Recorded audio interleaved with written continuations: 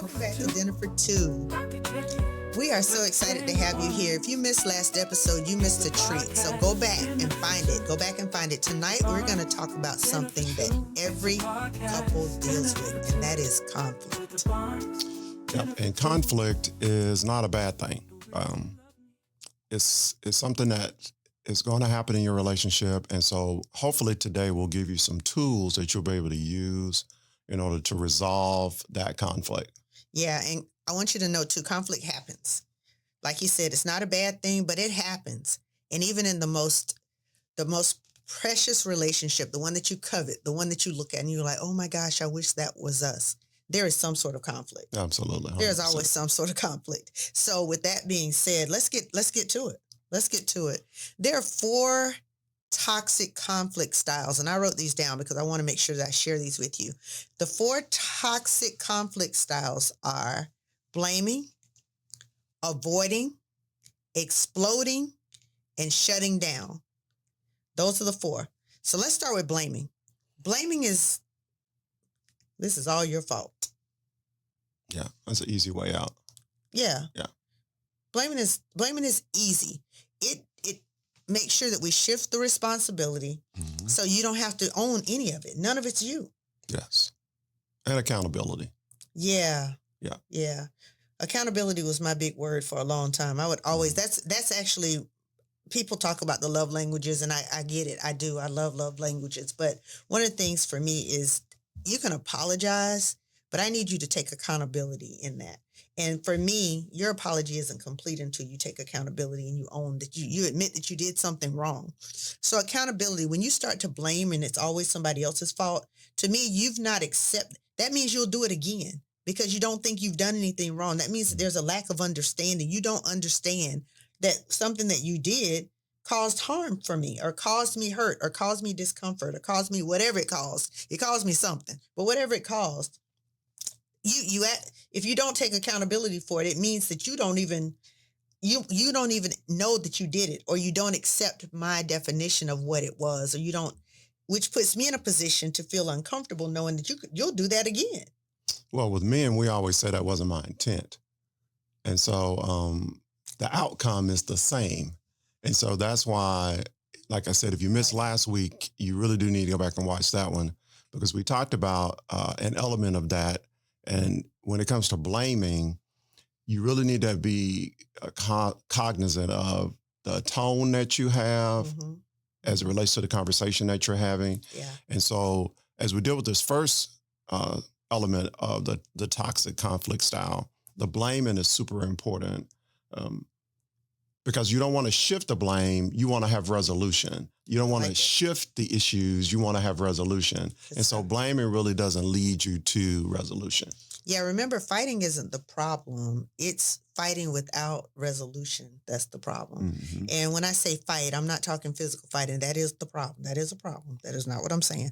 What I'm saying, though, is getting into a conflict or having a disagreement of some sort. We call it intense fellowship, but having some sort of intense fellowship, being able to do that's not the problem. Being able to doing that and walking away where nothing has been resolved, that's when there's a problem. Absolutely. The next one is avoiding, and I don't want to talk about it, and walking away, or I don't want to talk about it, or I'm not talking about that. That to me is a cop out. That's a coward's move to me. Agreed. Avoiding it. And once again, if resolution is your objective, then you're not going to get anything taken care of at that point. Right. But now I don't want to get that confused with timing, because avoiding something is one thing. Like, I don't want to talk about it ever. Timing is something else. So if you know that it's something and the timing isn't right, again, if there's a conversation that's happening, like we talked about in last episode, if it's something that's happening and, you're getting ready to go to work, one, I was taught that you never upset somebody on their way to work, because we need him to go to work and be happy on them people's job. But with that being said, I want you to understand that timing is different than avoiding. Yes. So if you're going to, if you're putting something off to talk about later, then say that. Then say, right now I'm getting ready to go to work. Can we talk about this when I get home? Put a time on it. That's different than avoiding. Yes. The next one is exploding. Yes. Not helpful. Not helpful. Not helpful at all. And generally, sometimes people or your spouse or your partner, they'll try to be more angry than you are about something that they did. Oh, I hate that. And so, How are you gonna be more madder than me? You madder than me about what you did. right? And that's an opportunity to fold in 1 and 2, because I can blame you, then I can avoid talking about it. If I just get angry, more angry than you are about it, then maybe I won't have to deal with it at all. Exactly. And so once again, that doesn't move your relationship forward. And that's the whole point of what we're talking about over these next few episodes as it relates to effective communication. That's not moving your relation forward. You actually have your relationship on a treadmill at that point. Oh, and it's awful. Yes. It is awful. That is awful. Now, Yeah. when you do that, you really are. That's a lack of maturity, if Mhm. nothing else. That is definitely something that you need to check you on that one. You really do. You really do. And shutting down. And oh my gosh, you talk about somebody who could walk around for ever and not talk to you. Ever. And not say a word. That was so awful of me. Silent treatment. The silent treatment. Yeah, the silent treatment. So shutting down is basically just saying, I'm just not going to say anything. Mm-hmm. And sometimes that's a defense mechanism because you realize that getting into the conversation is harder than having it. So you know that once you start, that it's going to turn into something that is not even worth the battle at the end. Or sometimes you shut down because you start to see some of those things that we talked about in the last episode. You start to see the facial expressions, Yes. or you know that it's going south when that wasn't the intent. And intent is, I got a whole theory on intent. So, but when those things happen, then of course a lot of times people will just say, you know what, it's better for me just to be quiet. And that along with giving those 1-word answers like, yeah, no, Right.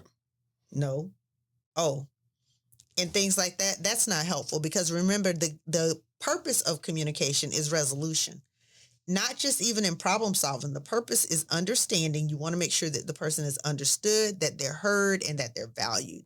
So, and respected in that process. So as long as you can do it that way and you keep those things in the forefront, then none of these 4 toxic conflict styles should happen. I was just thinking we probably should have switched those bottom 2, because then we could have given them an acronym as BASE. Well, let's do it. BASE. Let's do it. Blaming, avoiding, shutting down, and exploding. That's it. So that's the acronym. The BASE. Yeah. Well, I mean, it's our show and we're doing it. So Okay. we just shifted. We'll make So that number official. one. So the 4 toxic conflict styles are BASE. Remember BASE. BASE. Blaming, avoiding, shutting down, and exploding. Mm-hmm. Those are the 4 toxic conflict styles. Yeah. Remember BASE. And we have to point out too that shutting down is not always a bad thing. You can be silent about a situation in order to reflect. Mm-hmm. Because sometimes we talk about it too. You need a little soak time Mm-hmm. for whatever you've been given. And so sometimes it'll be a serious topic and you really don't have anything to say at that moment. So I'm not shutting down. I'm just taking some time to reflect. But once again, it goes back to the whole topic that we're talking about is effective communication. Right. Don't let me, we talked about assumptions, Right. assume that you're shutting down Right. when what Right. you're really doing is you're just taking an opportunity to reflect. Right. And so you can just say, hey, I need a moment to think about that. That was a lot. That was a whole That's thing good. you just That's talked good. about. So That's good. give me a moment just to let that soak in. That's good. That's good. That's really good. Thank you for sharing that. And you're absolutely right. Sometimes people need time to process. Yeah. So give that, but that doesn't mean that you never come back to it. Absolutely. So like you said, an effective way to say something like that would be to simply say, like you said, that was a lot. That you gave me a lot. Mm-hmm. Give me some time to think about it. I'll be back to you and you say when. There you go. Don't leave us in a situation or don't leave them in a situation where they have to now try to figure out, well, do I come back to you? Do you come back to me? If you're going to make the decision to take a break or to take soak time, be man or woman enough to say when you're going to come back to re-engage so that no one's walking around wondering when this is going to happen. And then be mature enough to accept that because what that means is that they don't have anything for you right now. They just need a minute. Give it to them, because that's probably where you're going to get your most thoughtful and most valued answer. Yes. So yeah, so just give it some time. And sometimes you want your answer right now. Yeah, but you might not be able to get it. And that's okay. Yes. That's okay, especially if I'm going to get something thoughtful and meaningful. So that's something that then you would have to work on. I would have to work on. Right. Because I know when you go like, but it was different too, because you wouldn't tell me you needed soap time. You would just stop talking. I'd go like, do you hear what I'm saying? And I would do the same. I would just stop talking. But now we understand that it's better to just say, hey, that was a lot. Mm-hmm. Give me a minute and let's talk about this tomorrow. Yes. Because it's gonna take me some time. I'm not trying to avoid you. Yeah, I'm not trying to avoid you. I'm not trying to blame you. I'm not. I just need to think about it. A little soap time. Yeah, because I need to kind of figure out how I want to respond to this in a way that respects you, Mm-hmm. that values what you said, and it lets you know that I actually heard you and I'm seeking resolution. Yes.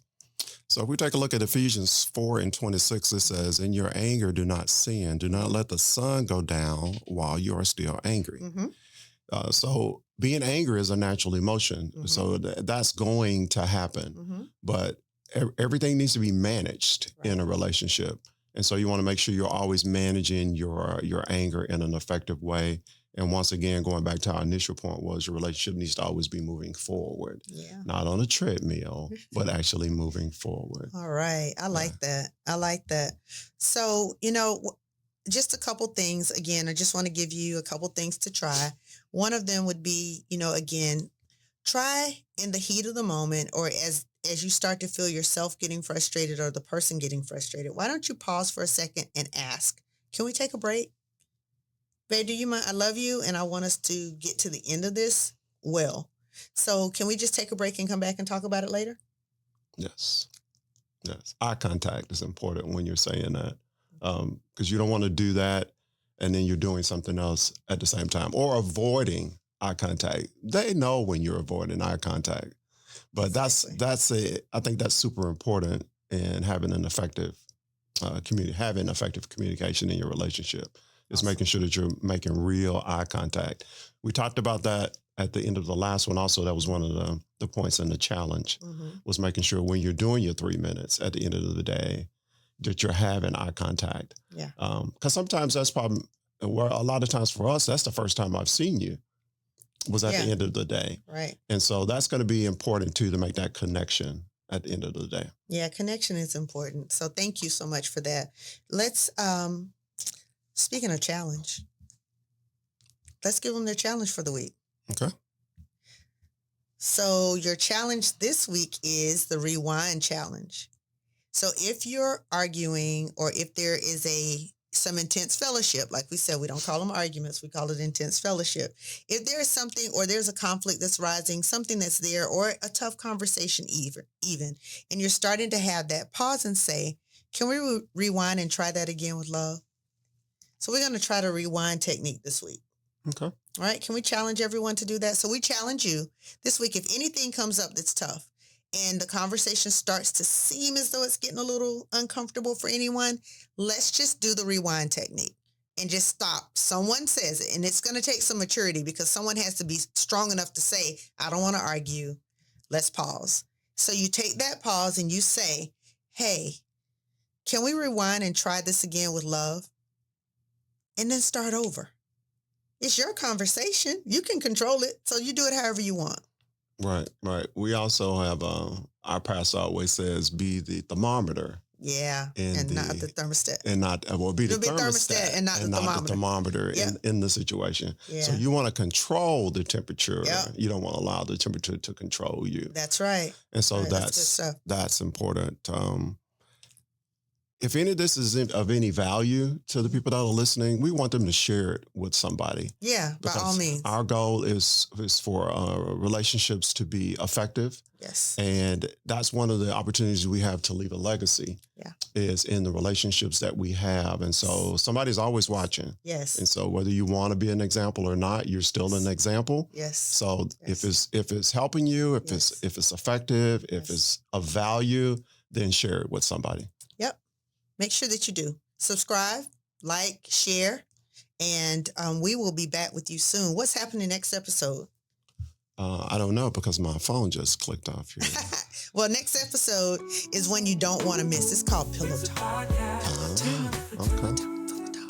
The language of love and intimacy. So next time we'll focus on how deep conversations build emotional and physical closeness. We'll be talking about why talking precedes touching, how talking precedes touching and intimacy, the 5 levels of intimate conversations, and a lot more. So we hope to see you back here on the next episode. Thank you so much, and we look forward to you. Thank you again for joining us for Dinner for Two. Take care.